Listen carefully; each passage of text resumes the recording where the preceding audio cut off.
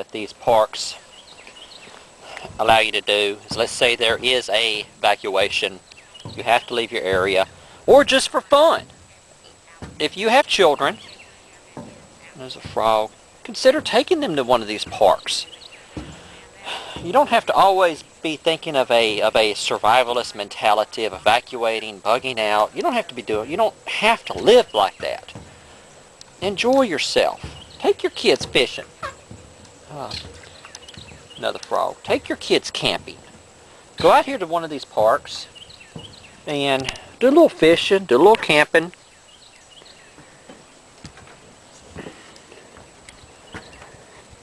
And what it is, this deck floats and these pipes are driven into the ground, and as the deck goes up and down, they just follow the pipes.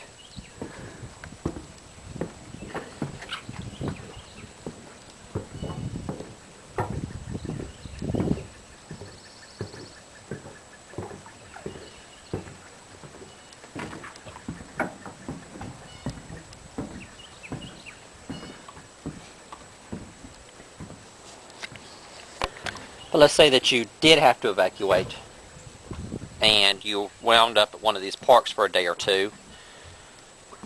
If you've got fishing poles, think about this stuff ahead of time. That's the thing, is to think about it ahead of time.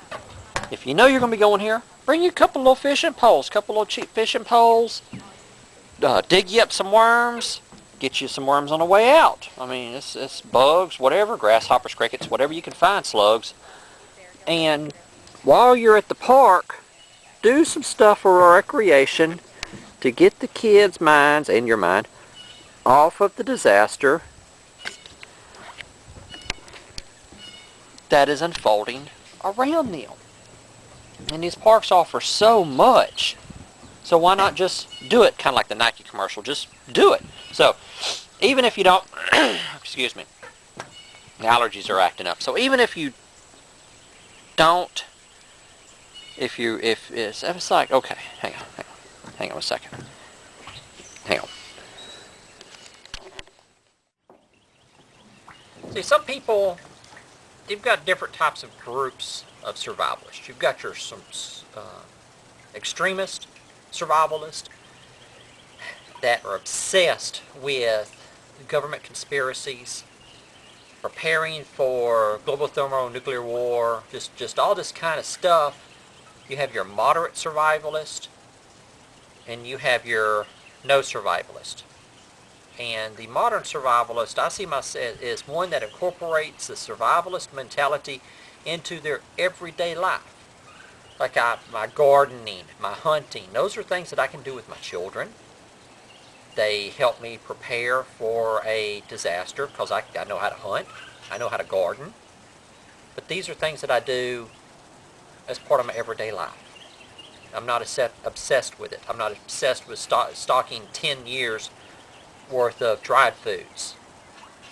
It's more realistic. I stock seeds instead of large amounts of food, 6 or 8 months of food. I stockpile 3 or 4 years worth of gardening seeds. So whenever I'm talking about these parks, it's not that they should be used just for some type of bug out situation, but take your kids here, enjoy yourself, go fishing, go camping, incorporate this into your everyday life. Your kids will thank you for it later. Spend some time with them. It doesn't have to be always survivalist this, survivalist that, preparing this, preparing that. But incorporate a readiness mindset into your everyday life, but not to the point that it consumes your life.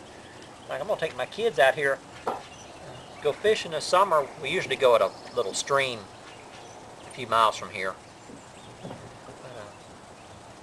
My wife's messing with the deck. Let's go look at some other stuff.